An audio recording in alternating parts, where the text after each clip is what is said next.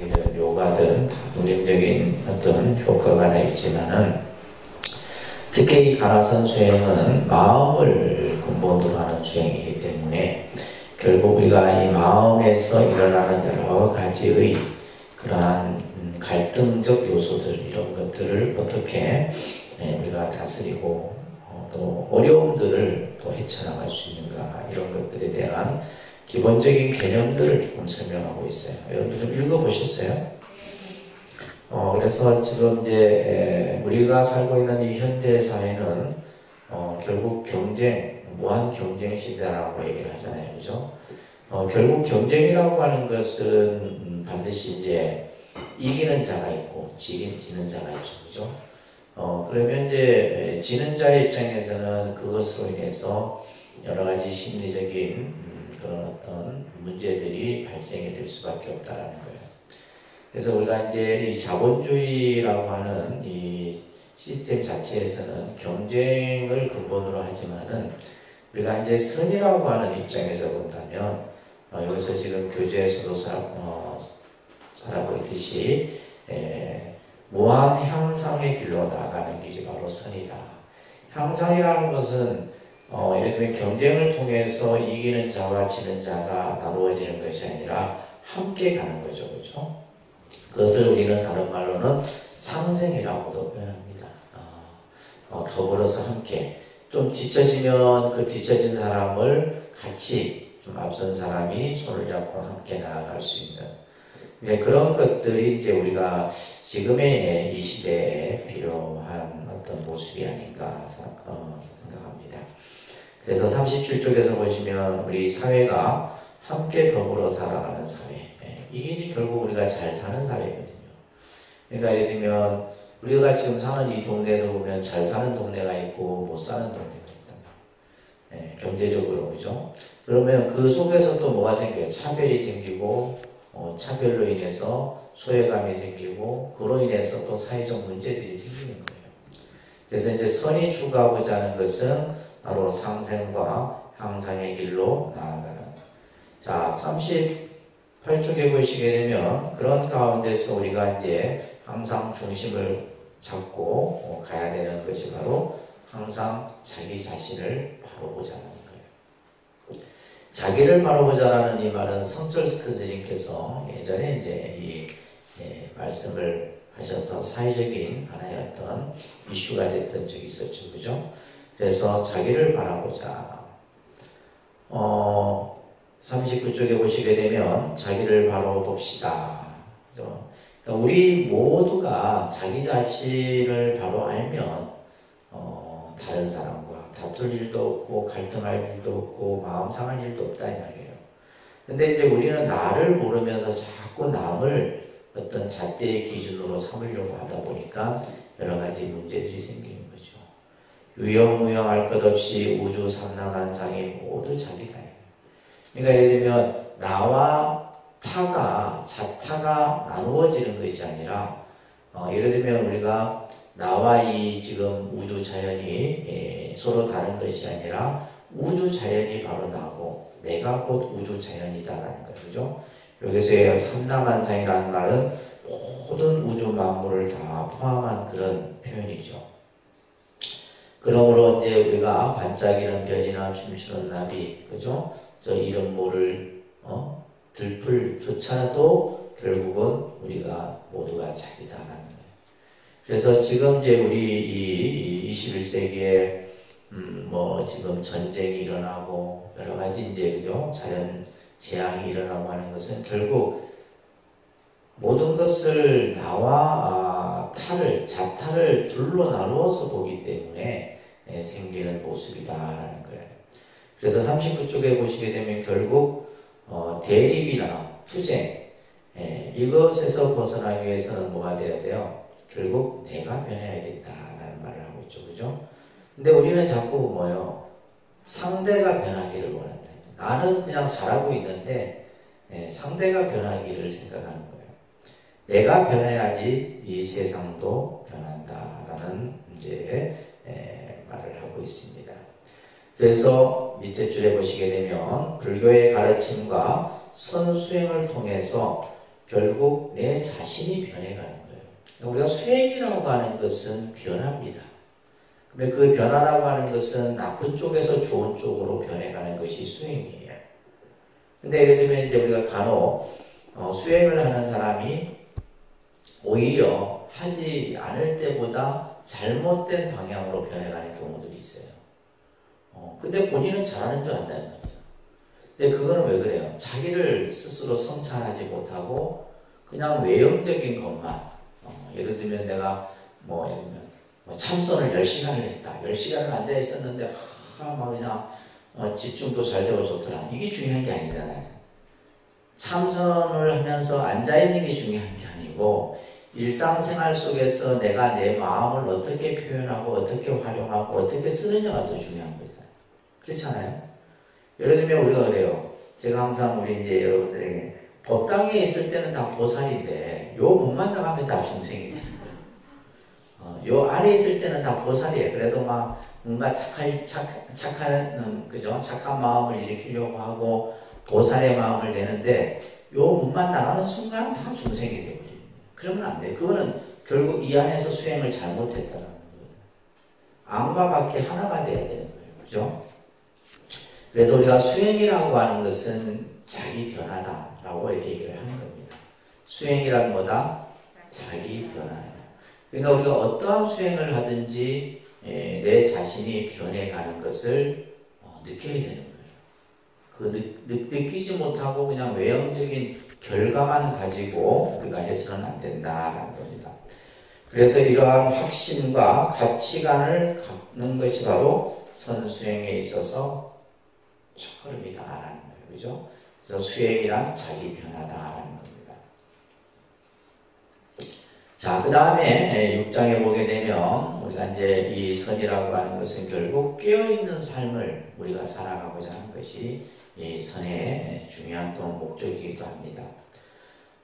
우리가 이제 깨어있는 삶이라고 하는 것은 특히 이제 우리가 이제 명상에서는 알아차림이라는 용어를 쓰는데 선에서는 깨어있는 자기의 본래 면목을 이제 얘기를 하죠. 그죠? 여기 보시게 되면 우리가 한 생각 속에 한 생각을 일으키는 가운데 수많은 번뇌가 따라서 일어나는 겁니다. 한 생각. 근데 우리는 한 생각이 한 생각인 줄 아는데 아니에요. 그 한 생각 속에 수천 수만 가지의 번뇌가 따라서 일어나게 돼요. 그렇기 때문에 이제 우리가 생각이 많으면 많을수록 번뇌가 많이 일어난다는 거예요. 생각이 많다는 것은 번뇌가 많다는 거예요. 그렇다고 해서 생각이 안 일어난다고 해서 번뇌가 없는 것은 아니에요. 자, 그래서 우리가 이제 이러한 스스로 우리 삶에서 좀 더 깨어있는 삶으로 우리가 자신을 만들어 가기 위해서는 뭐가 필요하다? 바로 이러한 수행이 필요한 거다라는 거예요. 예를 들면 42쪽에 보시게 되면 첫 줄에 보면 이런 말이 있죠. 그죠? 우리들이 생각하는 생각, 일상의 생각 중에서 80~90%는 다 쓸데없는 생각들이에요. 사실. 여러분들이 일상생활 속에서 하는 말들 중에서도 내가 볼 때는 반 이상은 쓸데없는 말들. 맨날 모여서 공허한 말들. 그죠? 안 해도 될 말들. 그러니까 우리는 안 해도 될 생각들을 하고.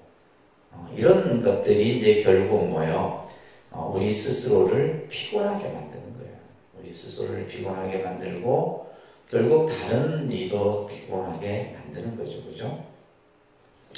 자, 그래서 밑에 제일 세 번째 단락에 보시게 되면 순간순간 깨어있어라. 그러니까 초기 경전에서 이게 자주 쓰여지는 표현 중에 하나가 깨어있는 우리 자신을 들여다보는 것을 강조를 합니다. 그래서 깨어있는 순간에는 시간의 지배를 받지 않나요? 그러니까 쉽게 얘기해서 뭐냐면 우리가 이제 여러분들이 명상이나 참선을 늘 깨어있는 의식 속에서 깨어있는 생각 속에서 내가 하게 되면 시간과 공간을 초월해버립니다. 예를 들면 우리가 시간이라고 10분, 20분, 50분 이게 하지만은 내가 뭔가 망상 속에 있다 보면 그 시간이 그러니까 시간이라고 하는 것은 우리가 어떤 그 길고 짧은 것도 결국 내 어떤 생각 속에서 만들어지는 거거든요. 똑같은 시간인데도 뭐요? 내가 깨어있는 순간순간에는 그 시간이 짧아. 한 시간이 그냥 뭐 정말 뭐 몇 분처럼 느껴질 때도 있고, 그런데 내가 이제 생각이 굉장히 복잡하고 망상이 일어나고 그냥 몸도 피곤하고 이러면 뭐예요? 그 짧은 시간이 그냥 30분이 3시간으로 느껴지는 경우도. 결국 그래서 우리가 이제 깨어있는 순간에는 시간과 공간의 지배를 받지 않는 거예요.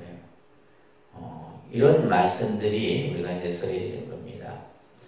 자, 43쪽에 보시게 되면 이렇게 이제 우리가 깨어있는 순간순간을 여러분들이 느끼게 되고 모든 경계가 고요해지게 되면 결국 뭐요? 우리의 생각은 쉬워진다는 거예요. 생각이 쉬워집니다. 자, 여러분들이 앉아있는 좌선을 하는 동안에도 생각은 늘 끊임없이 일어나죠. 근데 그 하나의 생각이 아까도 말한 것처럼 수백, 수천 가지의 생각을 만들어냅니다. 근데 그럼 이걸 안 일으킬 수 없나 이렇게 이제 생각할 수도 있는데, 왜냐하면 생각은 끊임없이 일어나는데 그 일어나는 생각들이 자꾸 일어나다 보면 결국에는 이제 일어날 생각이 없어요. 그러니까 번뇌가 저절로 쉬워지는 거예요. 그게 이제 결국 이제 이 수행이라고 하는 과정을 통해서 우리가 이제 경험할 수 있는 것들인데, 그렇게 되면 어떻게 돼요? 우리의 생각과 마음 자체가 맑아지고 깨끗해지는 거죠. 그러다 보면 이제 뭐가 생기는 거예요? 통찰력도 생기고 집중력도 생기고 여러 가지 이제 어떤 정신적인 이런 효과들이 생겨나는 겁니다. 그래서 그 밑에 하단에 보시게 되면 우리는 현재 깨어 있어야 하고 또한 깨어 있기 위해서는 뭐다? 수행이라는 것을 해야 된다는 거예요. 스스로 깨어있는 삶을 살아가는 것, 이것이 바로 가나선 수행에 있어서의 중요한 목적이기도 하고, 또한 이 가나선 수행은 마음의 안정과 아까 이제 뭐 집중력 이런 얘기도 했지만, 그죠? 이런 어떤 우리의 어떤 의식 속에서 일어나는 여러 가지 잣된 생각들을 하나로 통일하는 이런 어떤 효과들도 생겨나게 돼요. 그러면서 이제 마음을 고요히 하고 안정시키는, 그죠? 이런 어떤 우리의 어떤 정신적인 순기능도 일어날 수 있는 겁니다. 그래서 마음이 안정이 됐을 때는 집중력이 생겨나게 되고, 우리가 참선을 통해서 집중력이 향상이 되게 되면 마음이 산만해지지 아니하고 모든 사물을 대함에 있어서 그 사물을 대하는 데에 있어서의 마음가짐이 달리 나타난다는 거예요.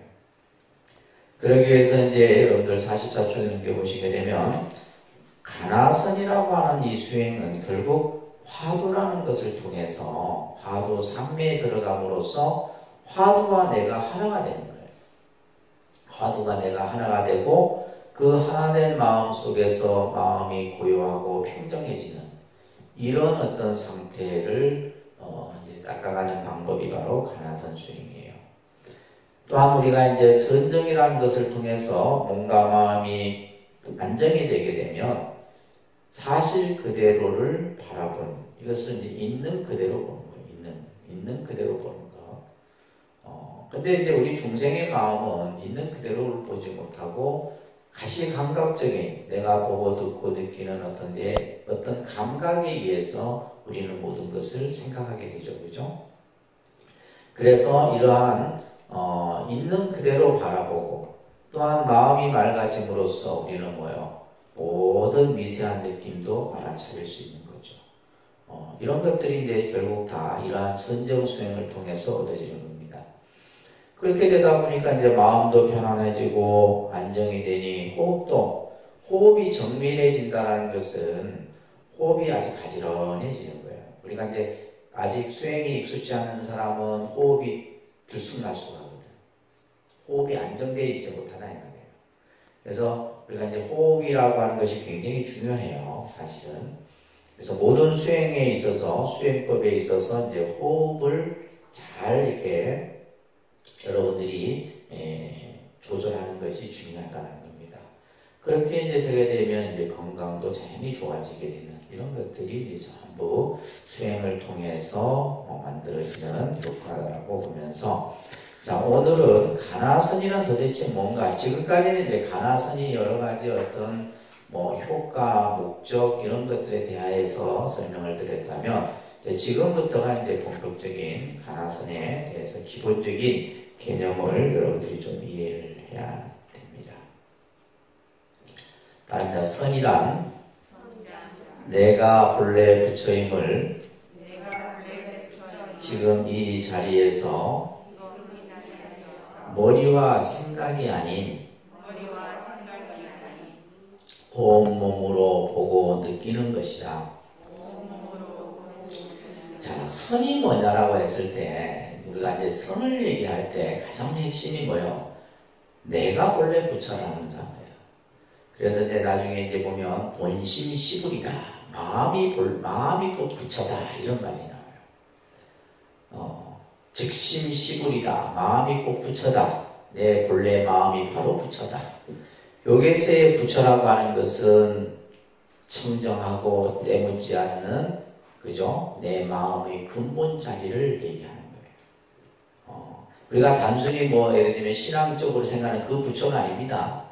그 부처의 뜻이 아니라 내가 본래 부처예요. 여기서의 부처라고 하는 것은 내 마음은 본래 뭐요? 청정하고 때묻지 않고 순수 본래 자연 그대로의 모습인데 우리는 뭐요? 그 본래 내가 부처라는 사실을 우리는 알지 못하는 거죠. 그러니까 우리가 예를 들면 이제 선을 공부하고 선을 이해하는 사람들이 이 개념을 이해하지 못하면은 선 공부는 어려워요. 내가 본래 부처라는 사실. 그러면 내가 본래 부처인 줄 알면 뭐요? 세상 모든 것이 뭐요? 아까 나와 다른 것이 둘이 아니라 했잖아요. 이 세상이 다 부처인 거예요. 이 세상이 다 부처의 모습이에요.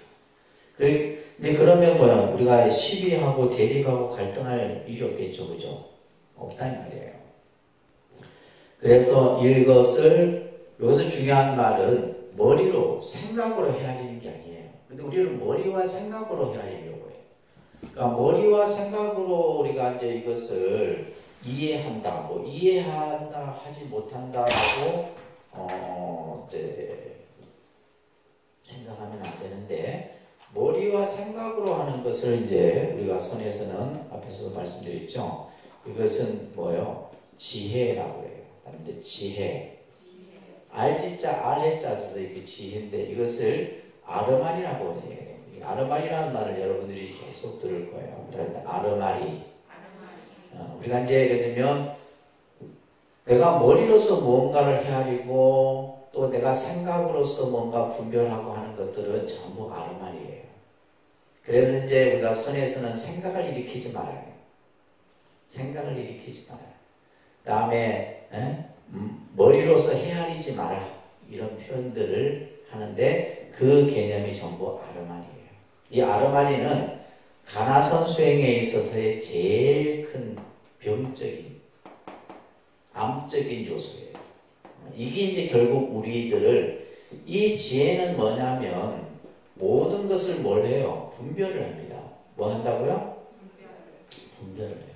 좋고 싫고 내 거고 네 거고 참이고 거짓이고 그러니까 따지는 거예요. 따지는 거예요. 그러니까 우리가 뭔가 생각으로 그죠? 또 예를 들면 뭔가 이렇게 내가 일으키는 것은 결국 우리가 마음으로 헤아리고 하는 것은 전부 이런 어떤 개념들을 그죠? 따지고 분석하고 하는 것들을 얘기하는 거죠. 그래서 이 가나선은 화두라고 하는 것을 통해서 어디에 이루어요? 삼매예요. 삼매라고 하는 것은 마음이 평정한 상태를 삼매라고 해요. 삼매에 든다, 삼매에 들어간다라고 하는 것은 이제 번뇌가 다 씌워져서 아까 얘기했듯이 지금 나와 나의 마음과 참선하는 내가 앉아있는 내가 둘이 아닌 그런 경지를 우리가 이제 삼매라는 표현을 쓰는데 이 이제 가나선이라고 하는 것은 화두를 통해서 여기서의 핵심 키워드는 화두예요. 또 그 화두를 통해서 삼매라는 용어가 핵심 키워드고 이것에 이르게 되면 자 뭐가 다 이제 없어지는 거예요. 그러니까 조작과 시비, 분별, 이 지금 조작하고 시비하고 분별하는 거. 이건 결국 우리 마음에서, 생각에서 일어나는 이 아르마리의 현상들을 말할 때 우리가 조작한다. 조작한다라는 것은 뭐라 그랬어요, 제가? 임의로 짓는 거예요. 이럴 것이다. 이것은 이렇다. 저것은 저렇다라고 하는 것은 조작하는 거예요. 마음을 조작한다 하잖아요. 기계 조작한다 하듯이. 그러니까 내 마음이 조작을 일으키는 거예요. 시비는 뭐예요? 옳고 그르다라는 거. 옳다, 그르다, 맞다, 틀리다 라고 하는 것. 분별은 뭐예요? 이것도 이제 시비의 개념이 분별이죠. 그죠? 이런 것들을 전부 다 뽑아내버려. 그냥 막 뿌리채까지 다 뽑아내버려서 이것이 뽑아진 상태가 되게 되면 결국 뭐예요? 여기서 이제 또 중요한 단어가 본래 모습이라는 단어예요. 본래 모습. 이것을 이제 본래 면목이라고도 합니다. 그러니까 본래 면목. 선에서는 용어가 본래 면목. 또 이것을 우리는 자라고도 하는 거예요. 자. 혹은 진화. 참나. 그죠? 참나를 확인하는 수행이 바로 가나선. 결국 가나선이라고 하는 것은 내 의식 속에서 일어나는 여러 가지 생각들을 전부 다 제거해버리고 나면 그때서야 비로소 뭐요? 진짜 참 나의 모습이 그대로 드러나는 거예요. 지금 우리가 내가 생각하는 이 내는 뭐요? 내가 아니다 이 말이에요. 우리는 나라고 생각하는데 이건 내가 아니에요. 이런 공부들을 이제 이 가나선에서는 이론적으로 하는 겁니다. 자, 이러한 가나선은 이제 오조 보변선사와 원어국근선사, 이제 이런 이제 중국의 여러 선사들에 의해서 특히 이제 대종고선사라고 하는 선사가 여러분들이 조금 눈여겨봐야 될 분인데, 이 대종고선사에 의해서 가나선이 이제 체제가 확립이 되게 돼요. 특히 오조보변선사 같은 경우는 화두가 1700가지 정도가 돼요. 1700. 그래서 1700 공안이다, 1700 화두다라는 말을 하는데 1700가지가 되는데 이 1700가지 중에서 가장 대표적인 화두가 무자화두예요. 무자화두. 그래서 조계종의 이제 선방에서 공부하는 스님들이 약 한 60, 70% 정도가 이 무자화두를 참고하는 분들이 대다수입니다.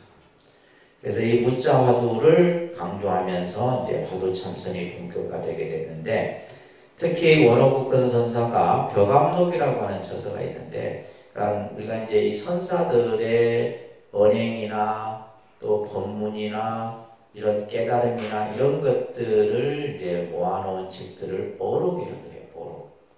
그래서 이제 실제 경전의 수보다도 어록의 수가 더 많아요. 그러니까 사실 선은 그냥 단순히 앉아서 이렇게 참선만 하는 개념이 아니라 이론적인 부분이 더 많은 거예요. 그래서 이제 저희 이제 동국대학교 같은 경우는 선학과가 따로 있습니다. 선학과가 따로 있는데, 이 선학과는 뭐냐면 이제 선사상, 선종사, 선역사, 선문화, 선어록, 이제 세부 파트가 이렇게 나눠져 갖고, 거기에서 이제 전공이 또 달라지는 거예요. 이게 굉장히 많죠. 그래서 이제 저희 그 동국대학교는 이제 불교학과 같은 경우는 이제 불교학과는 예를 들면 이제 뭐 초기 불교 전공, 대승불교 전공, 뭐 그 중에서도 뭐 화엄 전공, 법화 전공 다 전공이 또 달라요. 그리고 이제 인도 철학과라고 하는 학과가 또 있는데, 인도 철학과는 이제 인도의 여러 가지 이제 뭐 그 철학 사상들 이런 것들을 이제 공부. 그래서 이제 그 대학에서 이제 공부하는 그런 이제 분류들이 그렇게 나눠져 있어요. 그러니까 이제 선만 해도 단순히 그냥 우리가 그냥 선하면 그냥 앉아서 참선 이게 아니라 그에 따른 이론적인 개념들이 굉장히 많습니다. 자, 이러한 벽암록을 원어국근선사가 벽암록을 통해서 이제 뭐냐면 가나선 수행의 증거를 제공했다. 그 토대를 만들어 준 거예요. 그리고 이제 원호국근 선사의 제자였던 대종고 선사가 가나선을 체계하였다. 이 정도는 여러분들 기억하셔야 돼요. 가나선 수행은 바로 원호국근 선사에 의해서 그죠? 수행의 점검, 그 밑그림을 그려준 것을 제자였던 대종고 선사가 이제 그 시스템을 만들어 놓은 거예요. 자, 이러한 이제 이 가나선은 조사선의 정신을 그대로 간직하고 있다. 그래서 이제 우리가 가나선이란 말, 조사선이란 말, 이를 이제 쓰는데 결국 가나선과 조사선은 다른 게 아니에요. 예를 들면 조사들이, 역대 조사들이 닦았던 수행이 바로 가나선이고, 그 가나선을 또한 조사들이 했기에 조사선이라고 얘기를 하는 거예요. 그 내용도 이제 같이 우리가 볼 겁니다. 자, 따라합니다. 조사선이란 역대 선사들이 현재 눈앞에 생생하게 전개되는 깨달음의 세계를 있는 그대로 적나라하게 보여준 가르침이다. 역대 선사, 역대 조사. 역대라는 말은 과거로부터 지금까지 말이에요. 그래서 과거로부터 지금까지 조사, 선사들이 몇이나 될 것 같아요? 셀 수 없겠죠, 그죠? 셀 수 없습니다. 이게 이제 실제 이제 부처님으로부터 시작해서 쭉 전개가 돼요. 그러니까 서가모니 부처님이 이제 이 불교라는 어떤 종교의 종조이기도 하지만은 선의 출발점이 바로 이 서가모니 부처님으로부터 출발을 합니다.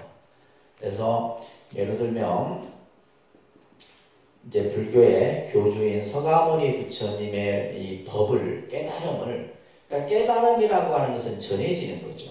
깨달음을 내가 이제 여러 제자 가운데 그 법을 제대로 계승하는 제자에게 전해주죠. 그죠? 그래서 가섭에게 전합니다. 가섭은 아난에게 전해져요.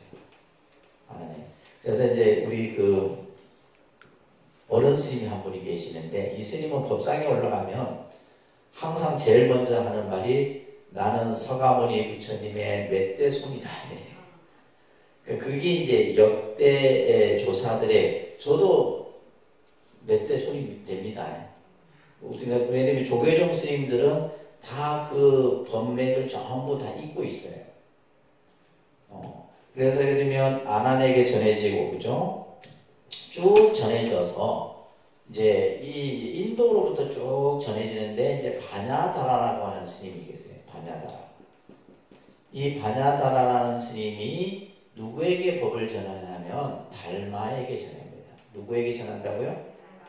달마. 이 달마라는 인물이 대단한 중요한 인물이에요. 어떻게 보면 이제 인도의 선을, 중국의 처음 선을 전한 분이 달마예요. 그래서 이제 달마에 대한 연구로 박사 논문이 수십 편이에요. 이 달마를 가지고 연구를 해서 이제 학위를 받은 경우가 논문들이 굉장히 많습니다. 그래서 이 달마는 이제 여기서부터가 이제 맨날 서가모니 부처님으로부터 서가모니 부처님이 이제 초조가 되는 거예요, 그죠? 초조를 해갖고 쭉 이어져서 달마가 이제 28조가 돼요. 28번째의 조사가 되는 거예요. 조사가 되고 이제 이때부터는 이제 달마가 이제 그죠? 여러분들 이제 보면 이 달마가 양쯔강을 이제 그 인도로부터 이제 중국에 와요. 중국에 왔는데 그때가 이제 양나라 무제 때 양무제를 만나죠. 그래서 이 달마가 이제 양무제하고 이제 얘기를 하고 이 양무제가 그릇이 별로 안 크다고 생각하고 이제 달마가 어디로 가냐면 숭산 소림사로 가서 그 소림사에서 이제 9년 동안 면벽수련을 해요. 면벽이라는 것은 벽을 바라보고. 그래서 우리가 이제 참선할 때는 기본이 뭐예요? 벽을 바라보고 하는 이유가 그거예요. 그래서 면벽 9년을 하는데 이제 그 다음에 이제 제자가 누구냐면 해가라는 제자. 해가, 승찬, 그죠? 도신, 이렇게 이어집니다. 홍인. 또 여기에 이제 중요한 인물이 바로 뭐냐면 이 해능이라고 하는 제자예요.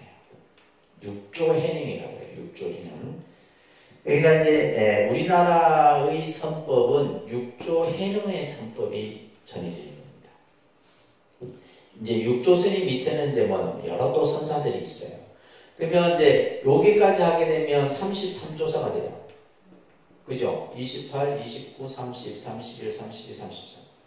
그래서 33.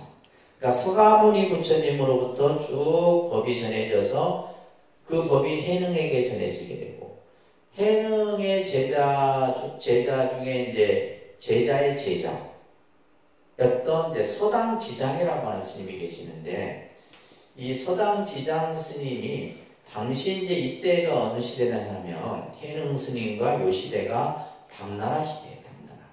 중국 역사로 보면 당나라고, 우리나라로 치면 어디예요? 통일신라. 그러니까 신라 하대에서부터 통일신라로 접어지는데, 요때는 신라가 통일신라나 마찬가지예요. 많은 스님들이 중국에 들어가서 교학을 배우기도 하고 또 이제 선사를 찾아가서 선을 배웁니다. 대부분 스님들이 유일하게 유학을 가지 않는 스님이 누구냐? 누구예요? 그치, 원효 스님만 유학파가 아니에요. 나머지는 전부 의상 스님이나 자장 스님이나 이런 스님들은 전부 중국에 가서 뭐 화엄을 배우기도 하고 유식을 배우기도 하고 뭐 선을 배우기도. 이때 이제 서당지장에게 법을 받은 분이 도의국사예요. 도의라고 하는 이 도의 스님은, 도의국사는 우리 한국 불교 선의 이제 종조가 됩니다. 종조. 그러니까 예를 들면 달마는 중국 선종의 종조가 되는 거고, 그죠? 그 다음에 도의국사는 한국 선종의 종조가 되는 거예요. 그러면 이 선법이 부처님으로부터 쭉 전해져서 이것을 이제 역대조사, 역대선사, 역대란 말을 이렇게 해서 붙이는 겁니다. 아셨죠? 이제 자꾸 듣다 보면 이제 나중에 이제 기억이 저절로 떠오릅니다. 들어만 두세요. 자, 이렇게 역대선사들이 스스로 자신의 이제 깨달음을 다 이제 수행을 통해서 깨달음의 그 세계들을 있는 그대로 보여주는 거죠. 누구에게? 제자들에게. 또 그 법을 제자가 받고, 이것을 이제 뭐라 하냐면 전등이라는 말을 써요. 전등. 이 전이라는 것은 전한다 이런 뜻이고, 등은 뭐냐면 등불을 말하는 거예요. 부처님의 그 지혜의 등불이 예를 들면 달마로부터 해가에게 전해지고, 그죠? 해가에게 전해지는. 그래서 역대 전등, 제대 조사, 예불문에 나오는 이제 구절이에요. 역대 전등, 제대 조사 이런 이제 표현이 나오는데, 그래서 이 전등, 부처님의 법이 전해지는 거예요. 이것을 모아놓는 오록이 전등록이라고 하는 오록이 있어요. 이 전등록에는 서가모니 부처님으로부터 쭉 이어지는 그 법맥들이 다 기록되어 있어요. 그리고 이 전등록에 등장하는 화두, 그러니까 스님들의 수가 1700명이에요. 이 전등록에. 그래서 이제 1700 화두다라고 얘기를 하는 거예요. 그러니까 이제 굉장히 사실은 이 문헌들이 굉장히 많습니다. 실제 경전보다도 더 많아요. 자, 이런 이제 의미가 바로 조사선이다. 그죠? 역대 조사들에 의해서 깨달음의 세계를 드러내 보인 가르침이 바로 조사선이다 라는 것으로 여러분들 이해를 하시면서, 그 밑에 보면 채로 금풍 낙엽 기근이라는 이제 유명한 사자 한자 성어가 있어요. 그러니까 채로 금풍 낙엽 기근. 여기서 이제 금풍은 가을 바람인데, 그래서 예를 들면 이제 가을이 되면 낙엽이 다 떨어지고, 그죠? 그 나뭇가지만 앙상하게 남아있다, 이 말이에요. 그러면서 낙엽은, 떨어진 낙엽은 어떻게 돼요? 다시 본래 자리로 돌아가는 거예요. 이것을 채로 금풍 낙엽 기근인데, 이것은 결국 뭐냐면, 우리의 삶의 모습을 표현한 얘기예요. 우리들이 살아가면서 가족, 부귀영화, 돈, 명예, 권력 이런 것을 내가 움켜쥐고 살았지만 결국에는 뭐예요? 본래 아무것도 없는 그 모습 자리로. 그러니까 우리가 예를 들면 죽을 때 가져갈 수 있는 것은 아무것도 없는 거예요. 그래서 여기서는 지금 모든 망상과 허상들이 떨어져 나가 자기의 본래의 모습, 그죠? 그 모습만이 역력히 드러나 있는 상태를 가리켜서 채로 금풍 낙엽 기근이다 라는 말을 쓰는 겁니다. 이것이 바로 이제 이러한 모습을 보여주는 것이 바로 조사선이다 라는 겁니다. 역대 조사들의 삶과 수행, 깨달음, 또 이러한 무대 위에서 전개된 여러 가지의 스토리들이 있어요. 이런 것들이 전부 모아놓은 것을 뭐라 한다? 어록이라 한다. 뭐라 한다고요? 어록. 그 밑에다 어록이라는 말을 써놔야죠. 그죠? 그래서 어록이라고 하는 것은 바로 선사들의, 조사들의 삶과 수행과 또 깨달음의 세계 이런 것들을 전부 이제 담고 있는 것이 어록이에요. 이 가나서는 조사 스님들의 깨친 기연에서 유래. 기연이라는 말이 또 이제 중요한 말인데, 기연이 뭐냐면 깨달음의 계기가 되는 인연이 있어요. 그냥 깨달음이 그냥 얻어지는 것이 아니라 그 조건들이 만들어지는 거예요. 조건들이. 그래서 이제 그 기연이라고 하는 것에서 유래하며 이러한 조사선 정신을 가장 정통으로 계승한 수행법이 바로 가나선이다 라는 겁니다. 조사선의 경우 본래 면목을 이제 바로 보도록 하기 위해서 무엇을 말하냐면 이제 문답이 이루어져요. 그러니까 스승과 제자의 대화를 선문답이라고 해요. 그러니까 선문답. 이 이제 가나선 수행에 있어서 굉장히 중요한 핵심 요소입니다. 그래서 예를 들면 이제 여러분들이 이제 가나선 수행을 해요. 수행을 하는데 내 수행이 어느 정도 됐고 내가 수행을 하다가 뭔가 어떤 데도 이 깨달음에 어떤 그 체험을 하게 됐을 때 그 깨달음이 과연 진정한 깨달음인지 아닌지를 이제 묻는 경우들. 그래서 이러한 경우들이 이제 선문답을 통해서 계속 이루어지는 거예요. 그래서 선문답이 일상적이었다면 가나서는 그 선문답을 화두로서 정형한 것이 다를 뿐이다. 앞에서 얘기했듯이 조사선의 핵심은 중생이 뭐다? 본래 부처님을 보는 데 있다. 그래서 다릅니다. 가나서는 말과 생각의 길이 끊긴 화두를 답하는 바로 그 순간 본래 부처 자리로 돌아가는 가장 훌륭한 수행법이다. 그렇죠. 이 가나선 수행은 말과 생각의 길이, 그죠? 언어 도담, 심행처밀이라는 말이 나중에 나오는데, 언어의 길이, 말의 길이 끊어지고 생각의 길이 끊어져. 다시 말해서 말로 표현할 수도 없어. 이 말은 무슨 말이냐면 도가 뭡니까? 도가 이것이다. 그죠? 예를 들면 도를 그죠? 우리가 흔히 도를 뭐뭐다라고 얘기하는 순간 그 도는 어긋나 버리는 거예요. 그 도가 아니에요. 그래서 이 도라고 하는 것, 깨달음이라고 하는 것은 말로 표현할 수도 없고 생각으로 헤아릴 수 없는 거예요. 그것은 결국 뭐요? 자기 자신만이 체험을 통해서만이 증득할 수 있는 것이다.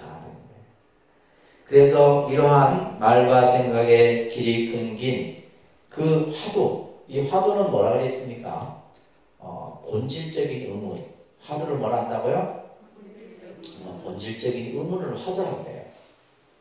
내 근원적인 어떤 문제, 이것을 화두라는 거예요. 이것을 타파하는 순간 우리는 이제 우리의 본래 모습으로 돌아갈 수 있다는 얘기를 하는 겁니다.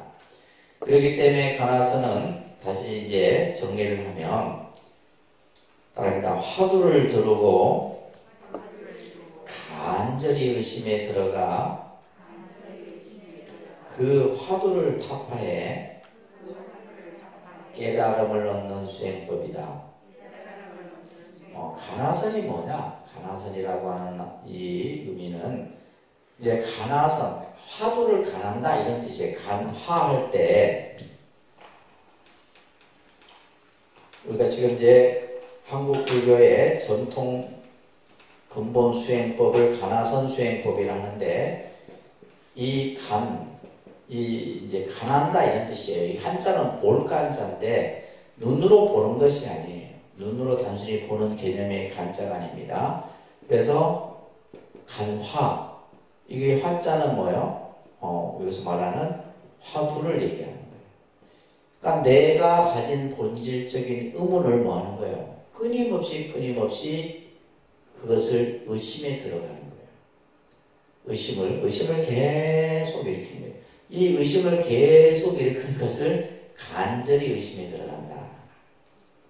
그냥 예를 들면 그냥 뭐 생각으로 헤아리면 안 됩니다. 생각으로 헤아리는 게 아니라 뭔가 그래서 이 의심 이것을 의문이라고도 하잖아요. 그죠? 내가 가지고 있는 그 근본적인 의문에 대해서 계속 이것이 도대체 뭐고 이목구 우리가 이제 이목구라고 하는 화두가 있는데 이것이 도대체 무엇이고 그래서 지금 이 화두를 드는 데 있어서 생각으로 드는 게 아니라 나중에 그런 얘기가 나와요.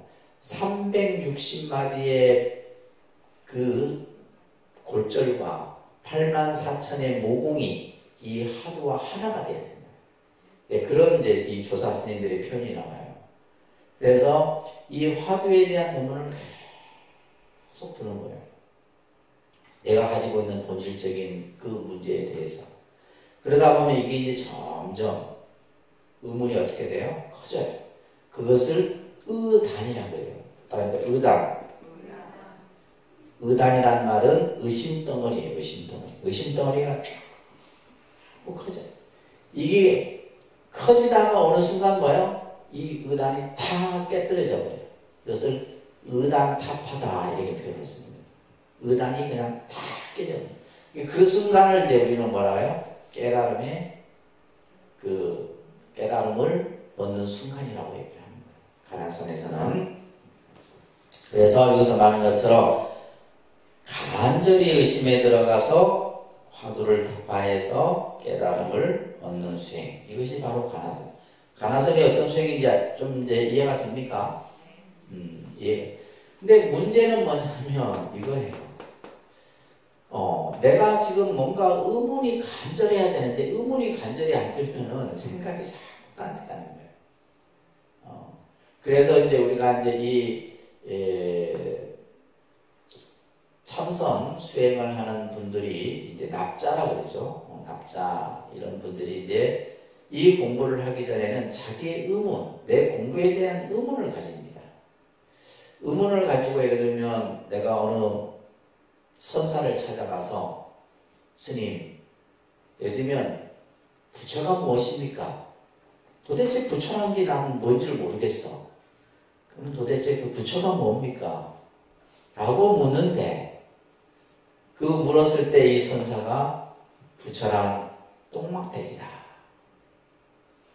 이 순간 이제 이거 뭐야? 제자 입장에서는 아니 부처라고 했을 때는 부처님은 거룩한 분이고 부처는 깨달음의 모습이고 뭐 이렇게 좋은 얘기를 해야 되는데 그냥 부처란 무엇입니까? 내가 지금 이 의문을 가지고 답을 얻기 위해서 갔는데 선사는 똥막대기다. 똥막대기라는 것이 뭐냐 하면 간식거리 옛날 푸세식 화장실 있죠.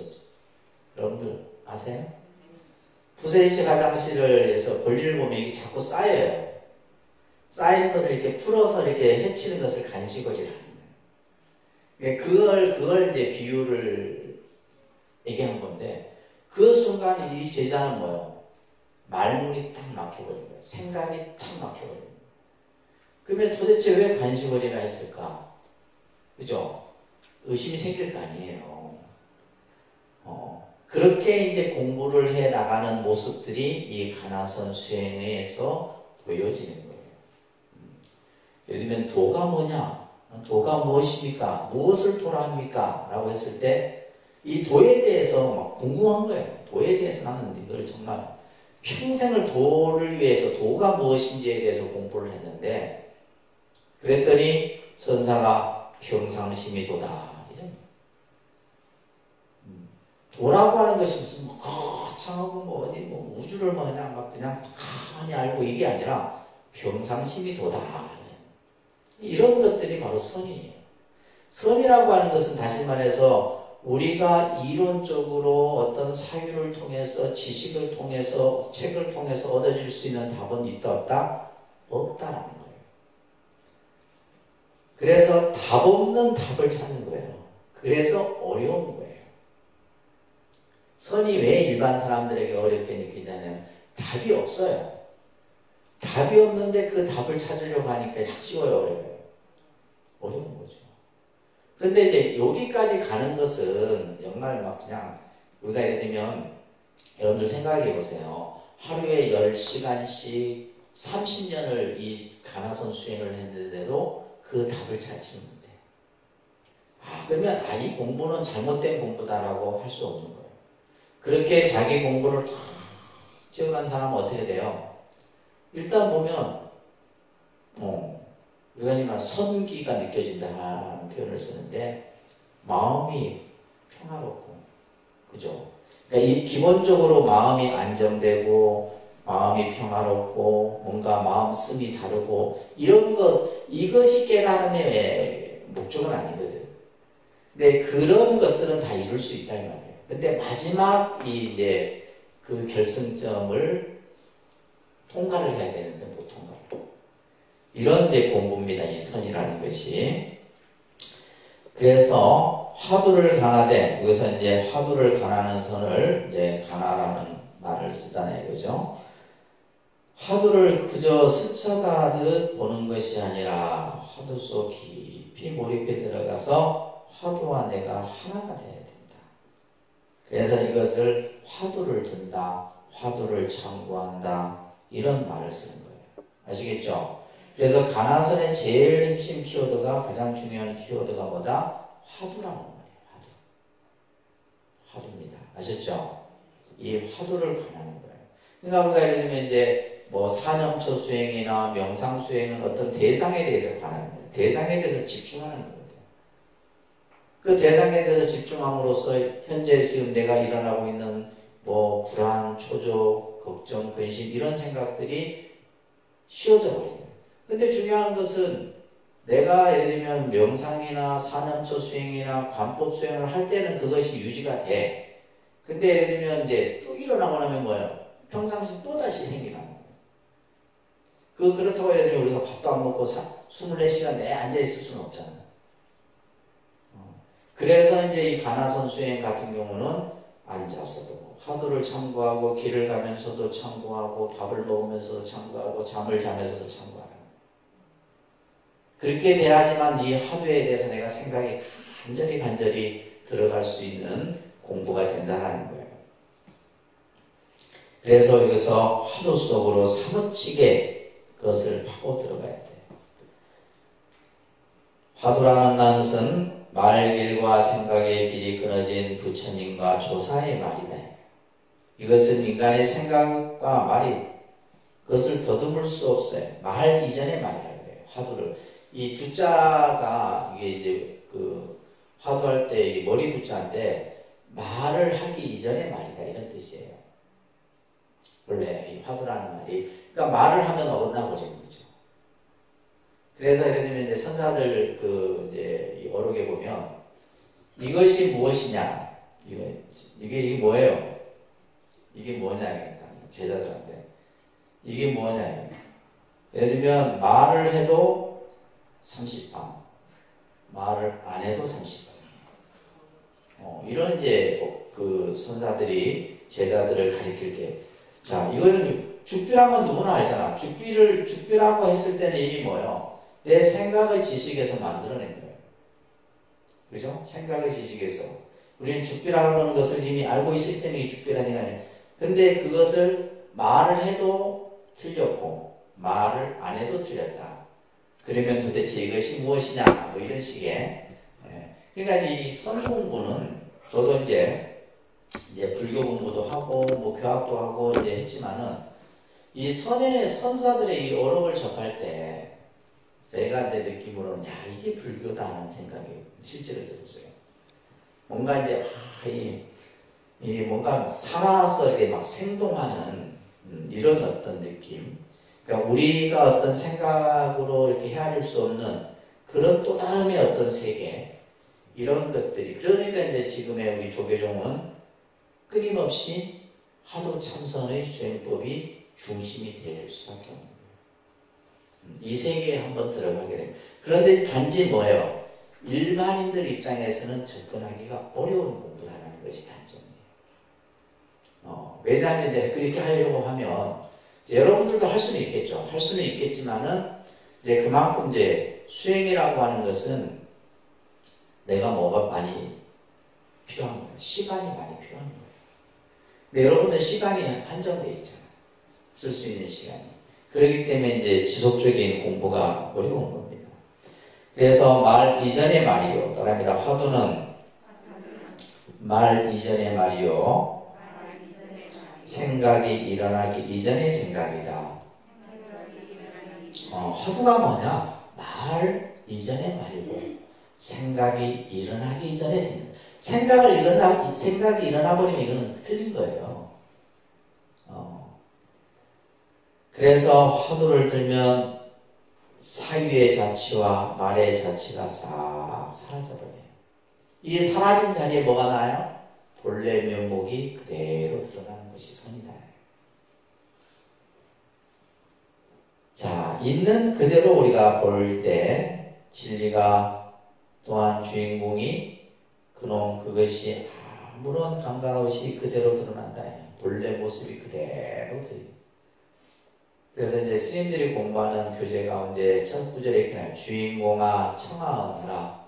주인공아 내 말을 들어라. 누구한테 하는 소리예요? 자기 자신한테 하는 소리예요. 주인공. 그래서 주인공이라는 이런 말을 이렇게 선고록에 보기에 많이 나오는데 주인공이 결국 뭐냐면 내 본래의 나 자신을 말하는 거예요. 이런 것을 이제 찾는 거죠. 그래서 이제 우리가 그냥 쉽게 일반인들에게 선이란 뭐냐? 참나를 찾는 수행이다 라고 얘기하는 거예요. 그러면 그 참나를 찾아가기 위해서는 그 방법론에 들어갔을 때는 뭐다? 화두라고 하는 것을 방법론으로 이제 제시해서 이 공부를 지어가는 거죠. 그러면 뒤에 보면 화두를 어떻게 참고해야 되고 어떻게 닦아야 되고 이런 이제 이론들이 나오는 겁니다. 자, 그래서 밑에 제일 하단에 보면 가나서는 언어를 초월해 있고 생각으로 헤아릴 수 없는 화두를 참고하여 지금 이 순간 본래의 성품 자기를 곧바로 보아서 깨달음을 얻는. 여기서 부처라는 것은 깨달음을 얘기한 거예요. 깨달음이 얻는 수행이 바로 이 가나선 수행이에요. 이것은 온 몸과 마음으로 가슴으로 깨닫는 겁니다. 자, 이것을 우리는 따라합니다. 자성, 불성, 심성, 본성, 이런 데 용어들을 이제 다양하게 쓰는 거예요. 이것을 이제 좀 더 쉬운 말로 얘기하면 마음짜리 이렇게 얘기해요. 뭐라 한다고요? 마음짜리. 네, 현대적으로 이제 많이 용어들을 많이 이렇게 풀어서 좀 합니다. 그러니까 견성이다, 뭐 본성이다, 자아다, 자심이다, 뭐 이런 이제 말들을 한자어잖아요. 이런 것들을 좀 더 이제 현대적으로 하면 마음짜리다. 그래서 이제 우리가 참선을 마음짜리 찾는 공부다. 이래요. 그러니까 마음짜리 찾는 공부라고도 표현하고 참나를 찾는 공부다라고 표현하고 본래 면목을 찾는 공부다라고 표현하는. 그러니까 표현 방법이 굉장히 다양하죠. 다양한 거예요. 자, 이것을 우리가 이제 견성성불이라고 하는 겁니다. 그런데 견성성불. 그러니까 이제 참선의 궁극적인 목적은 그죠? 견성성불 하는 데 있는 거예요. 견성성불. 그래서 이 견성성불의 의미가 나중에 이제 또 설해지겠지만은, 자, 견성이라는 말은, 이 성은 뭐냐면 우리 마음을 얘기하는 거예요. 성은 뭐다? 우리 마음. 우리의 마음의 근본자리. 내 참나를 얘기하는 거예요. 이것을 뭐 하는 거예요? 바로 보라는 거예요. 아까 자기를 바로 봅시다 이런 말 했잖아요. 그죠? 자기를 바로 보자. 그랬을 때 뭐 할 수 있다는 거예요? 성불한다는 말은 내가 깨달음을 이룰 수 있다는 거예요. 깨달음을 이루었을 때 우리는 뭐예요? 내가 본래 부처라는 사실을 우리는 알게 되는 거예요. 내가 본래 부처라는 사실을 아무리 얘기를 해도 우리가 이해하지 못하는 것은 내 마음, 내 이 마음이 뭐예요? 번뇌에 미혹되어 있기 때문에 번뇌에 덮여져 있어. 이런 얘기들이 나중에 앞으로 계속 설해지는 겁니다. 가나선 수행에 있어 당장 해결해야 하는 가장 본질적인 문제인 화두만을 참고할 뿐 지엽적인 것은 문제 삼지 않는다. 자, 요 말이 무슨 말이냐면, 그래서 이제 우리가 가나선 수행에서는 뭐 호흡이다, 뭐 이런 어떤 것에 대해서 별로 신경을 안 쓰는 거예요. 근데 사실은 이제 이것은 기본적으로 잘 한다 하는 가정하에 하는 겁니다, 사실은. 근데 이제 처음 하는 사람들은, 왜냐하면 앉는 자세에서부터, 그죠? 지난 시간에도 얘기했듯이 앉는 게 얼마나 힘들어요. 힘들다 이 말이에요. 또 몸이 이제 예를 들면 무릎이 아프거나 허리가 아프신 분들은 못 앉아요. 그러니까 스님들도 이제 한 10년, 20년 이렇게 다니다 보면 무릎이 아프고 이런 이제 경우가 이제 발생이 됐을 경우에 선방을 못 가요. 왜냐면 다리가 아파갖고 계속 근데 다리를 계속 옆 사람한테 피해를 준다.